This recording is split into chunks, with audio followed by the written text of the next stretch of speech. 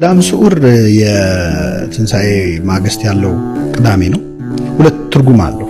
የመጀመሪያው የተሻረ ቅዳሜ ማለት ነው። አርብ ከሰዓት ሞቶ ቅዳሜ ሌሊት ተነስቶ እንዴት ነው 3 ቀን ሞልቶ በሶስተኛው ቀን ከሙታን ተለይቶ ተነሳ የምንለው? የብዙ ሰው ጥያቄ ነው። የሌሊት ቅዳሴ ያለበት የገና የጥምቀት እርድ የሚፈጸምባቸው መጀመሪያ ማሳሰብ የምፈልገው ምእመናኑ ራሳቸው። ሰላም ጤና ይስጥልኝ ውድ ቻናሌ ቤተሰቦች እንደምንሰነበታችሁ፣ እንኳን አደረሳችሁ። መዋዕለ ጾሙን አስጀምሮ ለዚህ ሰዓት ለዚህ ዕለት አድርሶናልና ብርሃነ ትንሣኤውንም ልንመለከት በጣም ጥቂት ሰዓታቶች ናቸው የሚቀሩን። ለዚህ ቻናል አዲስ ከሆናችሁ ቻናሉን ሰብስክራይብ በማድረግ ቤተሰቡን ተቀላቀሉ። ቪዲዮንም ላይክ አድርጋችሁ ጀምሩት። ወደ ቪዲዮ እናልፋለን። አርብ ከሰዓት ሞቶ ቅዳሜ ሌሊት ተነስቶ እንዴት ነው 3 ቀን ሞልቶ በሶስተኛው ቀን ከሙታን ተለይቶ ተነሳ የምንለው? የብዙ ሰው ጥያቄ ነው። 3 ቀንና 3 ሌሊት የሚለው በነገራችን ላይ ጌታ ትንሣኤና ስቅለት ታሪክ ላይ 3 ቀን 3 ሌሊት የሚል ቃል የለም። ቃሉ ያለው የማቴዎስ ወንጌል ምዕራፍ 12 ላይ ዮናስ በአሳ አንበሪ ሆድ ውስጥ 3 ቀን 3 ሌሊት እንዳደረ የሰው ልጅም በምድር ልብ ውስጥ 3 ቀን 3 ሌሊት ያድር ዘንድ ይገባዋል የሚል ቃል አለ። የዮናስ ታሪክ የክርስቶስ ምሳሌ ስለሆነ በነገራችን የዮናስን ታሪክ ቤተክርስቲያን ቀዳም ስዑር ቀን ነው የምታነበው። የዮናስ ጸሎተ ዮናስ ራሱ የሚነበበው ሆድ ውስጥ ነው የጸለየው። ለምን? ጌታ በመቃብር ያደረበት ስለሆነ። የሶስቱ ወጣቶች ጸሎት አለ 3 ደቂቃ። እሱንም ያን ቀን ነው የምታነበው። ከእሳት መውጣትን ከሲኦል ከመውጣት ጋር አመሳስላ ማለት ነው። እና 3 ቀን 3 ሌሊት እንዴት ይሞላል? ትክክል ስናየው አይሞላም። 24 ሰዓት ካልሽ 72 ሰዓት እንዲሞላ ከተፈለገ እሱ ጌታችን አርብ 9 ሰዓት ነው የሞተው። 11 ሰዓት ድረስ መስቀል ላይ ቆየ። 11 ሰዓት ላይ ከመስቀል አውርደው ቀበሩት። 12 ሰዓት ሲሆን ሰንበት ገባ። ከዛ ቅዳሜ ሙሉ ቀን አለ። እሁድ እኩለ ሌሊት ተነሳ። ስለዚህ ስትቆጥሩ 72 ሰዓት ሊሞላ አይችልም፣ ወይም 3 ቀን 3 ሌሊት ሊሞላ አይችልም። የተለያየ አይነት አቆጣጠር አለ። ዋነኛው በጣም ብዙ አባቶቻችን የተስማሙበት የአይሁድ አቆጣጠር ነው። ሌሊት ይስህቦ ለመዓልት ወመዓልት ይስህቦ ለሌሊት፣ ሌሊት ቀንን ቀን ሌሊትን ይስበዋል ይሉታል። በእኛ አገላለጽ ለምሳሌ በተለመደው አሁን አንቺን ጳጉሜ 5 ባገኝሽና በማግስቱ መስከረም 1 ላይ ባገኝሽ አምና ነው የተገናኘ ነው ማለት ይችላል አይደለ? አንድ ቀን ነው እኮ ልዩነት፣ ግን አምና ነው የተገናኘ ነው አይደለ? ምንድነው የጳጉሜ የመጨረሻዋ ቀን ጳጉሜ 5 ወይ 6 ያለፈውን ዓመት ሙሉ ወክላ ነው አምና የምትባለው አይደል? ግን አንድ ቀን ነች። ልክ እንደዛ አንድ ሰዓት ሙሉ ቀንና ሌሊት ሊወክል ይችላል። አንድ ሰዓት ጌታችን አርብ ልክ 11 ሰዓት ነው የተቀበረው። ከአርብ 11 ሰዓት እስከ 12 ሰዓት ያለችው አንድ ሰዓት የአርብን ቀንም ሌሊትንም ትወክላለች። ልክ እንደ ጳጉሜ አምና እንዳልኳት ማለት ነው። አምና እንዳልኳት ባለፈው ዓመት ተገናኘን እንደሚያሰኘው የመጨረሻዋ አንድ ሰዓት የአርብን ሌሊትም ቀንም ትስባለች። ከዛ ቅዳሜ ሙሉ ነው። እሁድ ከቅዳሜ 12 ሰዓት ጀምሮ እስከ እኩለ ሌሊት ያሉት ሰዓቶች አሉ። እነሱ ደግሞ የእሁድን ሌሊትና ቀን ይስቡታል ማለት ነው። ስለዚህ ሲቆጠር 3 ቀንና 3 ሌሊት በመቃብር ቆየ ይባላል። ሌሎች አሉ የፀሐይ መጨለም ለመቁጠር ይሞክራሉ። መሐል ላይ ጌታ 6 ሰዓት ፀሐይ ጨልሞ ስለነበር እሱን ከቀና ቆጥሯል። ግን የዛኔ ጌታ አልሞተም። አንዳንዶች ደግሞ ሐሙስ ዕለት ሐዋርያትን ስጋውና ደሙን አቁርቧቸዋል። ስለዚህ በእነሱ ሆድ ውስጥ መኖርን ከመቃብር ቆጥረው ኮምፎርታብል 3 ቀን 3 ሌሊት አደረ ያሰኛል ይላሉ። ግን ትንሣኤው ከነሱ ሆድ ስለሆነ ይሄኛው ያስቀድም። ስለዚህ ሌሊት ቀንን ቀን ሌሊትን ይስበዋል በሚለው አተረጓጎም ጌታችን 3 ቀን 3 ሌሊት በመቃብር አድሯል ማለት ነው። ቅዳሜ ስዑር የትንሣኤ ማግስት ያለው ቅዳሜ ነው። ሁለት ትርጉም አለው። የመጀመሪያው የተሻረ ቅዳሜ ማለት ነው። ስዑር የተሻረ ማለት ነው። ሁለተኛው ደግሞ የለመለመ ቅዳሜ ማለት ነው። በለመለመ መስክ ያሳርፈኛል፣ በረፍት ውኃ ዘንድ ይመራኛል የሚለውን ውስተ ብሔር ስዑር ያድረን፣ በለመለመ መስክ ያሳድረኛል ይለዋል እና በግዙ ስዑር ለምለም የለመለመ ማለት ነው። የተሻረ ያሰኘው እንግዲህ በብሉይ ኪዳን የነበረው ሰንበት ቅዳሜ ነበር። ቀዳሚት ሰንበት ነበረች። እግዚአብሔር ከሥራ ሁሉ በሰባተኛው ቀን አረፈ ይላል። እሁድ ነው ስራ የጀመረው። ስራውን የፈጸመው ፈጥሮ ከጨረሰ በኋላ አረፈ የተባለበት ቅዳሜ እና ይህ ቅዳሜ የማይጾምበት ሰንበት አይሁድ ወይም ቀዳሚት ሰንበት የቀደመችው ሰንበት ተብሎ የሚከበር ቀን ይህንን ቀን ግን በጾም ነው የምናሳልፈው። ሰንበት ላይ መጾም ሰንበት እንደመሻር ነው የሚቆጠረው።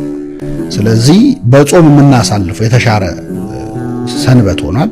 ይሄ የሆነበት ምክንያት የሰንበት ጌታዋ ክርስቶስ በመቃብር ውስጥ በሆነበት ዕለት ስለሆነ በዛን ቀን ምግብ አንበላም ብለን ሐዋርያቱም እሱ ሳይነሳ ትንሣኤውን ሳናይ አንበላም ማለታቸው እነ ቅዱስ ያዕቆብ እሱን መነሻ አድርገን ስለምንጾመው ነው። እግዚአብሔር ከስራው አረፈ ተብሎ ቀድሞ ተነግሮ ነበረ ፈጥሮ ሲጨርስ። ግን የሚያርፈው የሚደክመው አካል ነው አይደል? እግዚአብሔር በባህሪው አይደክመውም። ትንቢት ነው ለካ ለዚህኛዋ ቅዳሜ ነው መቃብር ውስጥ አርፎ የማሳለፉን ለማስታወስ ነው። በዚህ ምክንያት ቀዳም ስዑርን ብለን እናከብረዋለን። ሁለተኛ ሞትም የተሻረበት ነው። በሞቱ እንግዲህ የክርስቶስ ሞት የሞት ሞት ይባላል። ሞት የሞተበት ቀን ነው። ክርስቶስ ሞተ ማለት ሞትን በሞቱ አሞቶ ለሞት ይላሉ። በሞቱ ሞትን ገደለ ይላሉ አባቶቻችንና በዛ ምክንያት ሲሮ ሞተ በስጋ ሞትን በስጋ ሞቶ ሞትን ሻረው ብላ ቤተክርስቲያናችን የምትዘምርበት ስለሆነ ይሄ ስዑር የሚለው ስም ይገባዋል። ቄጤማ ይታደላልና ካህናት ያድላሉ ለሕዝቡ፣ ሰውም ራሱ ላይ ያስራል። ይሄ ቄጤማ ምንድነው? የኖህ መርከብ የጥፋቷ ከሆነ በኋላ መርከቧ ውስጥ ሆኖ ኖህ ውሃው መጉደል አለመጉደሉን ለማረጋገጥ መጀመሪያ ቁራን ላከው፣ በዚያ ቀረ። ከዛ ርግብ ላካት፣ ሄዳ መጣች። በሁለተኛው ስትሄድ ቅጠል ይዛ መጣች። ከውሃ ከፍ ብሎ የሚበቅለው ቄጤማ ነው አይደል?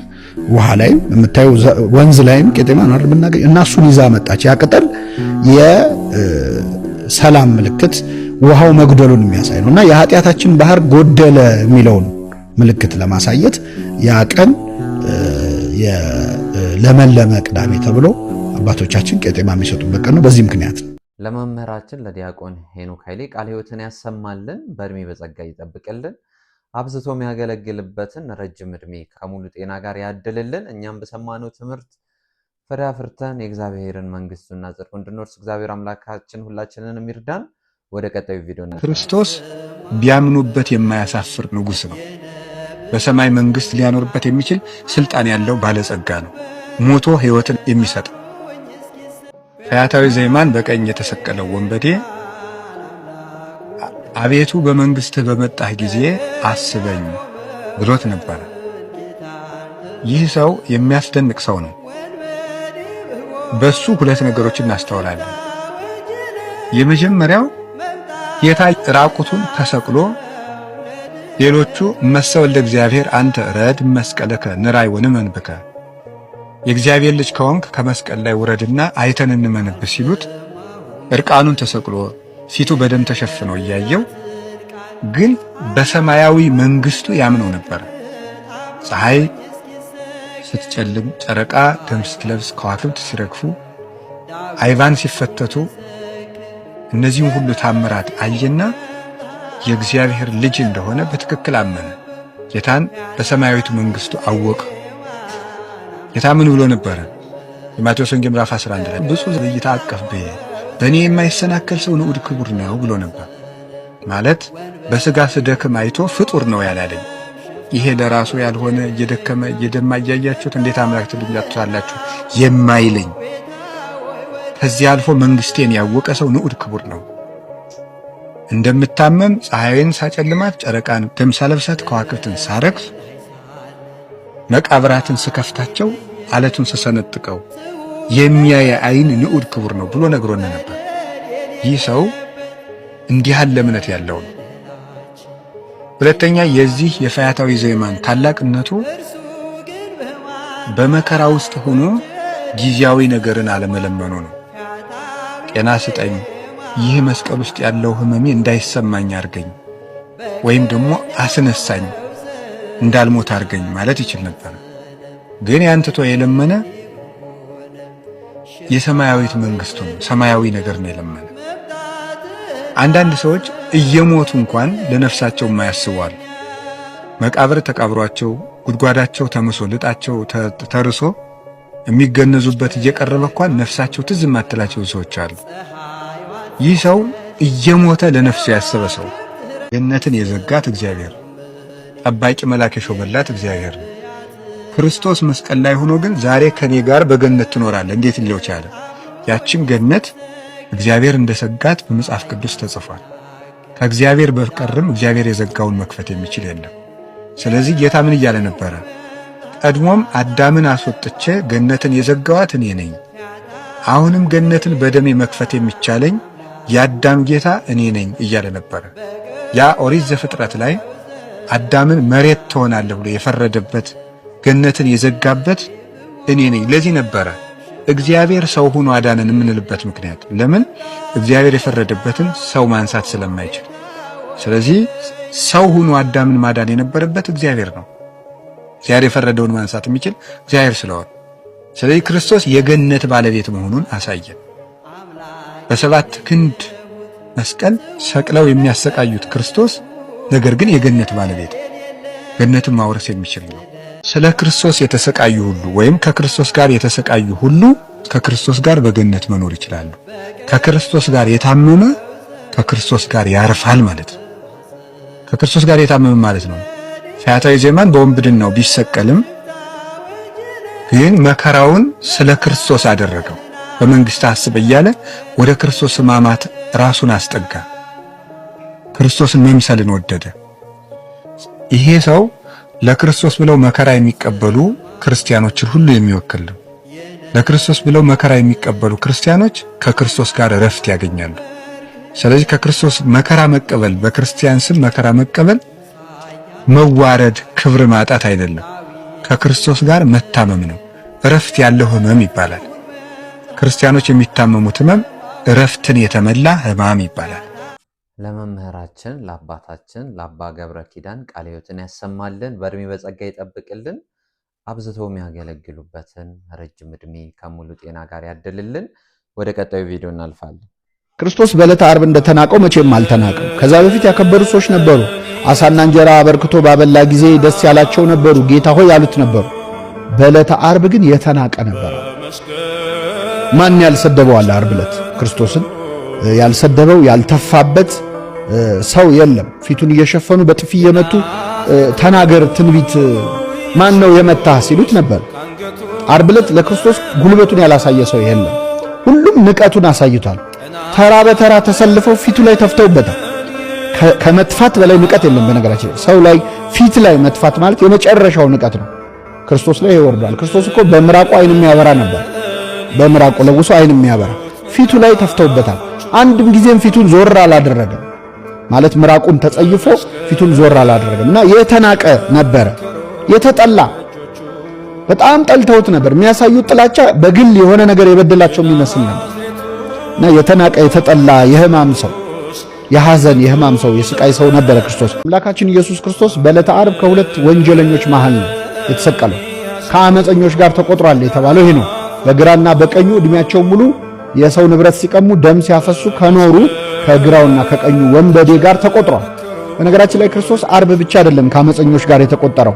ገና በተወለደ ጊዜ በሕዝብ ቆጠራ ጊዜ ነበር አይደል? ወደ ቤተልሔም እመቤታችን ይዛው ሄደችውና በዛ በሕዝብ ቆጠራ መዝገብ ላይ ገብቷል። እንደው ያን መዝገብ ብናገኘው ስም ዝርዝር መሃል ኢየሱስ የሚለው ስም አለ። ከላይና ከታች ኃጢአተኞች ናቸው። መሃል ላይ ግን የኃጢአተኞች መድኃኒት ክርስቶስ ከአመፀኞች ጋር አብሮ ተቆጥሯል። ከመይደምረን ምስለ ነፍስ ተጻድቃን እኛን ከጻድቃን ነፍሳት ጋር ሊደምረን እሱ ከአመፀኞች ከኃጢአተኞች ጋር ተቆጠረ ብለው አባቶቻችን ገጥመው ተርጉመውታል። እውነት ነው። እኛን ከጻድቃን ጋር እንድንደመር እሱ ከኃጢአተኞች ጋር ተቆጠረ። ክርስቶስ በነገራችን ላይ ከኃጢአተኞች ጋር መቆጠሩ ለኛ ያለው መልእክት ምን መሰላችሁ?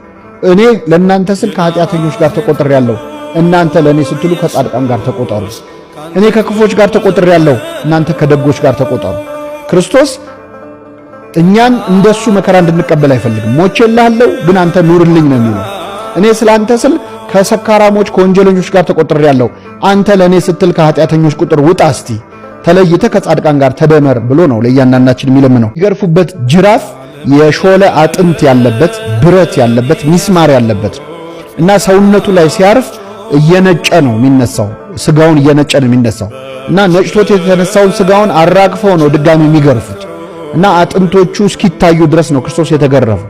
እና ይሄ ቁስል ነው እናንተ መድኃኒት እያለ ነው የሚፈውስ የሚያድን ቁስል ነበረ። በእርሱ ቁስልኛ ተፈወሰን። ክርስቶስ አጥንቱ ጅማቱ እስኪላቀቅ ድረስ ነው ግርፋትና ድብደባ የደረሰበት። መስቀል ተሸክሞ ይወድቅ ነበር፣ በወደቀበት ይረግጡት ነበር እና ስለ በደላችን ደቀቀ። የደህንነታችን ተግሳጽ በእርሱ ላይ ነበረ ይላል። ትምህርተ ሰላምነ ይላል ግዕዙ። የደህንነታችን ተግሳጽ ማለት እኛን ሰላም እንዲሰማን የሚያደርገው እኛን ደህንነት እንዲሰማን የሚያደርገው መከራ እሱ ላይ ነው የሆነው። እሱ ታሞ ነው እኛ የዳነው ማለት ነው። እሱ ቆስሎ ነው እኛ የተፈወስነው ለማለት ነው። የደህንነታችን ተግሳጽ በእርሱ ላይ ነበረ፣ በእርሱም ቁስል እኛ ተፈወስን። ይሄ በጣም እጅግ ጥልቅ ንግግር ነው። ቁስል የሰው ቁስል ሲነካን ይጋባብናል ህመሙ እንጂ ሊፈውስ አይችልም። የእርሱ ቁስል ግን የኛ ፈውስ ነበረ። በእርሱ ቁስል እኛ ተፈወስን። እንግዲህ በመገረፉ ቁስል ተፈወሳችሁ ብሎ ቅዱስ ጴጥሮስ ይህንኑ ደግሞታል። ሰው ልጅ እጁን ወደ ዕፀ በለስ በሰደደ ፈንታ ክርስቶስ እጁን በሚስማር ተቸነከረ። እግራችንን ወደ ዕፀ በለስ በመሄዳችን ፈንታ እግሮቹን ተቸነከረ። የእባብን ቃል ሰምተን በመቀበላችን ፈንታ ክርስቶስ ብዙ ስድቦችን ሰማ። ክርስቶስ ያልተሰደበው አይነት ስድብ የለም፣ ያልተቀበለው አይነት ንቀት የለም። 3 ዓመት ሙሉ ብዙ ስድብ ተቀብሏል። ዓርብ ዕለት ግን ሰዎች ያላሉት ነገር የለም። ክርስቶስ በዚች ምድር ላይ ሲመላለስ ጋኔን አለበት እስከ ማለት ደርሰዋል። ብዔልዜቡል እስከ ማለት ደርሰዋል። ለዚህ ነው መንፈስ ቅዱስን የሰደበ ስርየት የለውም የሚለውን ንግግር የተናገረው። እኔ በእግዚአብሔር መንፈስ ወይም በመንፈስ ቅዱስ በእግዚአብሔር ጣት አጋንንትን አወጣለሁ። ስለዚህ አጋንንት አለበት ጋኔን አለበት ስትሉ እየተሰደባችሁ ያላችሁት በእኔ ያለውን መንፈስ ቅዱስን ነው። መንፈስ ቅዱስን የሰደበም ስርየት የለውም ያለው ለዚህ ነው። ቤተሰቦቹ ይውሰዱት እንደ እብድ ሆኗል ብለው ሁሉ እስከ መናገር ደርሰዋል ክርስቶስ። ስለዚህ በእውነት ሕማማችንን ተቀበለ ብሎ ነቢየ እግዚአብሔር የተናገረው ምንድነው? እያንዳንዱ የኛ በደል ውጤቱ የሆነ ነገር ሁሉ ክርስቶስ ተቀብሏል። ምድር ካንተ የተነሳ የተረገመች ትሆናለች፣ እሾህና አሜከላን ታበቅላለች ተብሎ ተነግሮ ነበር። ስለ ሰው ልጅ በደል ምልክት ይሆን ዘንድ ታበቅላለች ምድር የተባለውን እሾህ ክርስቶስ ዘውድ አድርጎ ደፍቶታል። ስለዚህ ክርስቶስ የእሾህ አክሊል ሲደፋ የደፋው የኛን ኃጢአት ነው ማለት ነው። የሱ ዘውድ የሱ አክሊል የሆነው የእያንዳንዳችን ኃጢአት ነው። አሁን ዛሬ እኛ ኃጢአት ስንሰራ በክርስቶስ ራስ ላይ ሌላ እሾህ እየጨመርን ነው። ምክንያቱም እሾህ የኃጢአት ምሳሌ ነው። እሾህም አነቀው፣ ዘር ተዘራ፣ በመልካም መሬት ላይ የበቀለው የተዘራው በቀለ። አንደኛውን ግን እሾህ አነቀው የተባለው ኃጢአት ነው፣ ምኞት ነው ብለው ተርጉሞታል ራሱ ክርስቶስ በንግግሩ። የባለጠግኝነት ምኞት የዚህ ዓለም ምኞት ነው ብሏል። ስለዚህ እሾህ የተባለ ኃጢአት ነው። ክርስቶስ ዓርብ ዕለት እሾህ ሲወጋው የወጋው የእያንዳንዳችን ኃጢአት እንደሆነ ቤተክርስቲያን ታስተምራለች። ለምንድን ነው ክርስቶስ ክንድ የሚባለው? ለምሳሌ እኔ አንድ የወደቀ ዕቃ ቢኖር ዕቃ ቢወድቅብኝ ክንዴን ልኬ እጄን ሰድጄ አነሳዋለሁ። ያንን ዕቃ ክንዴን ሰድጄ ሳነሳው ክንዴ ከኔ አይለይም፣ እጄ ከኔ አይለይም፣ ግን ወርዶ ያንን የወደቀ ነገር ማንሳት ይችላል። እግዚአብሔርም የወደቀውን የሰው ልጅ ለማንሳት ከሰማይ የሰደደው ክንዱ ወልድ ኢየሱስ ክርስቶስ ነው፣ ልጁ ነው። ከሱ ሳይለይ ነው። ልክ ክንድ ከኔ ሳይለይ ዕቃ እንደማነሳበት እግዚአብሔር አብም ልጁ ከርሱ ሳይለይ ወልድ ከርሱ ሳይለይ በባህሪ ከሱ ጋር አንድ ሆኖ ሳለ ግን ወርዶ የወደቀውን የሰው ልጅ ለማንሳት የተላከ ነው። እግዚአብሔር በክርስቶስ ሆኖ ዓለሙን ከራሱ ጋር ያስታርቅ ነበር እንዳለው ቅዱስ ጳውሎስ በቆሮንቶስ መልእክቱ ላይ ማለት ነው። እንደ ክንድ እጁን ሰዶ የወደቀውን የሰው ልጅ ያነሳበት ስለሆነ ክንዱ እዱ መዝራይቱ እጁ ተብሎ ይጠራል። የእግዚአብሔር ክንድ ኃይል አደረገች፣ የእግዚአብሔር ቀኝ ድንቅ ነገር አደረገች የሚሉ ቃላት ታገኛላችሁ። ክንዱ የሚለው ስም የእግዚአብሔር የወልደ እግዚአብሔር የኢየሱስ ክርስቶስ ስም ነው። ይህን ቪዲዮ የምታዩ ሰዎች የሆነ እንስሳ ሆኑ ብትባሉ ፈቃደኛ ናቸው? እንደ ምስኪን ከድሃ ቤት አደረ። በእርሱ ድህነት እኛ ባለጠጎች እንሆን ዘንድ ስለኛ ድሃ ሆነ እንዳለው ቅዱስ ጳውሎስ ክርስቶስ ከድሆች ቤት ከዛም ወርዶ በበረት ነው የተወለደው። አሁን ክርስቶስ በቤተ መንግስትም ቢወለድ አይመጥነውም እኮ። ሰው ከመሆን በላይ መዋረድ የለም። በነገራችን አሁን እኛ ሰው ሆነን ስለተፈጠረን ነው። ይህን ቪዲዮ የምታዩ ሰዎች የሆነ እንስሳ ሆኑ ብትባሉ ፈቃደኛ ናቸው? ከሆናችሁም እርግጠኛ ነኝ አበሻ ሁሉም ሰው አንበሳ ነው የሚሆነው። ጀግና ወይ አንበሳ ወይ ነብር የሆነ ስም ያለው ነው የሚሆነው። ከእንስሳ እንኳን እንመርጣለን። ለፈጣሪ ሰው መሆን ማለት መዋረድ ነው። ምን ትዕቱ ንዴት ዘንበለ ከዊነ ሰብ፣ ሰው ከመሆን በላይ ምን መዋረድ አለ ይላል የኛ መጽሐፍ። እግዚአብሔር ሰው ሆነ፣ ከሰዎችም ደግሞ ወርዶ የድሃ ልጅ ነው። ማን የድሃ ልጅ ሆኖ መገኘት ይፈልጋል? ወይ ካለው ተወለድ ምናምን ወይ ካለው ተጠጋር ልኛ ምን ነው መጥቶም ወርዶም ከደረቅ መሬት እንደ ስር አደገ ብሎ ምን አይነት በትህትና እንደመጣ ነቢየ እግዚአብሔር ኢሳይያስ ተናግሯል። ክርስቶስ እግዚአብሔር ነው ታውቃላችሁ፣ አምላክ ነው። ግን ምድር ላይ እንደመጣ ከድንግል ማርያም ተወልዶ በአንድ ቀን አድጎ በአንድ ቀን ተሰቅሎ ሞቶ ዓለምን ማዳን ይችላል፣ ግን አላደረገው። ቀስ በቀስ ነው ያደገው። አባቶቻችን ቀስ በጥቂት አደገ ብለው በቅዳሴ ላይ እንደሚናገሩት ክርስቶስ አምላክ ሆኖ ሳለ አሁን እኛ ብንሆን በእርግጠኝነት አንድ ፍጡር ቢሆን ያን አይነት ፓወር ቢኖረን አሁን እኛ በአንዴ የማደግ ችሎታ ቢኖረን ቀስ ብለን ማደግ አንፈልግ። 30 ዓመት ምን መከራውን አሳየ። በአንዴ አድጎ በአንዴ ተሰቅሎ አስተምሮ መሄድ ይችላል። ሰው እኮ እንደዛ ነው። አንዱ ከክርስቶስ የምንማረው ትምህርት ቀስ በቀስ ማደግ ነው። አሁን በዚህ ዘመን ትልቁ ችግራችን ማንም ሰው ቀስ በቀስ ማደግ አይፈልግም። በአንድ ቀን ወጥቶ በአንድ ቀን ሰማይ መድረስ ነው የሚፈልገው። በአንዴ ሀብታም መሆን፣ በአንዴ ባለስልጣን መሆን፣ ሁሉን ነገር በአንዴ ነው መሄድ የምንፈልገው። የአምላክ ትሕትናው ግን እየቻለ ቀስ በቀስ እንደ ቡቃያ አድጓል አለ ነቢዩ ኢሳይያስ። እንደ ቡቃያ ማደግ ማለት በጥቂቱ ማደግ ማለት ነው። ኃይል እንዳለ ሆኖ አላደገም። ለሚያየው ሰው ለማየት ያስጨንቃል። ዓርብ ዕለት ክርስቶስ ከመደብደቡ የተነሳ ከመገረፉ የተነሳ በሾህ አክሊል ፊቱ በደም አበላ ከመሸፈኑ የተነሳ ውበቱ ቀርቶ መልክ ራሱ አልነበረው። የተሰቀለ ሥጋ ነበር የሚመስለው ክርስቶስ ዓርብ ዕለት። ለሚያየው ሰው ለማየት ያስጨንቅ ነበር። ስለዚህ ውበቱን ትታችሁት መልክ ራሱ የለውም። መልኩ ራሱ ጠፍቶ ነበረ ማለት መልክ የለውም፣ ውበትም የለውም ማለት ያምር ነበረ። ፊቱን ለማየት ሰዎች ይከተሉት ነበር። አዎ ዓርብ ዕለት ግን የክርስቶስ መልኩ ራሱ ጠፍቷል እና አልቦ ራእይ አልቦ ላህይ እይታ የሚታይ ነገር መልክ የለውም ውበትም የለውም አለና ዓርብ ዕለት አምላካችን ስለ ሁላችን ሲል ፊቱ ጠፍቶ ነበረ። በመገረፍ ብዛት ሥጋ የተሰቀለ ያህል ነበር የሚመስለው። ከመደብደቡ ብዛት ከመድማቱ ብዛት ፊቱ ከማበጡ ብዛት መልክ ራሱ የለውም፣ መልክና ውበት የለውም። ባየነው ጊዜ እንወደው ዘንድ ደም ግባት የለውም ማለት ክርስቶስን አይተው የወደዱት ብዙዎች ነበሩ ከዚያ በፊት። ዓርብ ዕለት ግን ባየነው ጊዜ ተሰቅሎ በአደባባይ ባየነው ጊዜ እንወደው ዘንድ ደም ግባት የለውም። መልኩ ውበቱ ጠፍቶ ነበረ በዕለተ ዓርብ ከስቃዩ የተነሳ ይላል። ለመምህራችን ለዲያቆን ሄኖክ ኃይሌ ቃለ ሕይወትን ያሰማልን፣ የአገልግሎት ዘመኑን እግዚአብሔር አምላክ ይባርክልን። እኛም በሰማነው ትምህርት 30 60 መቶ ያማረ ፍሬ አፍርተን የእግዚአብሔርን መንግስትና ጽድቁ እንድንወርስ እግዚአብሔር አምላክ ሁላችንንም ይርዳን። እርድ የሚፈጽምበት ሰዓት ስንት ነው? በተለይ የትንሣኤ የሌሊት ቅዳሴ ያለበት የገና የጥምቀት እርድ የሚፈጸምባቸው መጀመሪያ ማሳሰብ የምፈልገው ምዕመናኑ ራሳቸው ያልተከለከለ ጥያቄ ማንሳት የለባቸውም። አሁን ያልተከለከለ ጥያቄ ነው። ለዚህ ነው ምላሹም የተለያየ የሚሆነው ከዚህ የተነሳ ነው። ግድ የላችሁም፣ ያልተከለከለ ጥያቄ አታንሱ፣ ባልተከለከለ ጥያቄም አትጨነቁ። እኛም ደግሞ ምላሽ ስንሰጥ ራራይ የጎደለው ነው ያንዳንዱ አሰጣጥ። ምናልባትም እንደኔ ሚስት ልጅ የሌለው ሊሆን ይችላል ብዬ ገምታለሁ። ምክንያቱም ቤት ሄዶ እንትን አይልም፣ ሆቴል ነው ገዝቶ የሚበላው። ጠዋት ቤት ሄዶ አርዶም ታርዶለትም አይቆየውም፣ ሆቴል ነው የሚበላው። የሚገርም እኮ ሆቴል ሲበላ አስቀርቦ ሲበላ መቼ የታረደ ብሎ አይጠይቅም። ቤት ግን ምዕመናን መከራቸውን ነው እያዩ ያሉት። ምክንያቱም ቤተክርስቲያን ማደር ይፈልጋሉ፣ መቀበል ይፈልጋሉ ቅዱስ ቁርባንን። እንደዛ ሁሉ ከመሆን ይከለክላቸዋል። እኔ አንድ ሰው ቅዱስ ቁርባን ከመቀበል የሚከለክለው ከሆነ ለምን እኩለ ጾም ላይ አርዶት አይመጣም?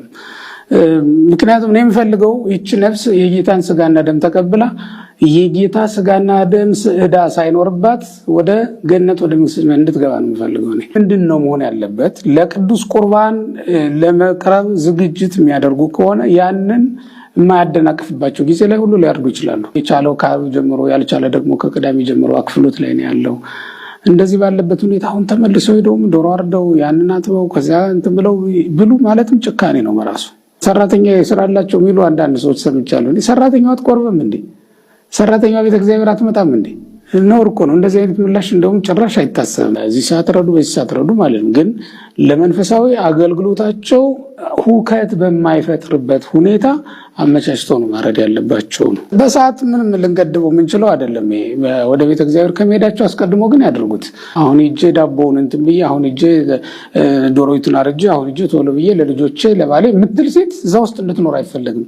በዚህ ሰዓት ኃጢአቷን እያሰበች እዛ እንድትቆም ነው የምንፈልገው። በቃ እኛ ራሱ ስናገለግል ቆይተን ቅዳሴ ልክ እንዳለቀ ወጥተን እኮ ወደ መብል ነው የምንሰማራው።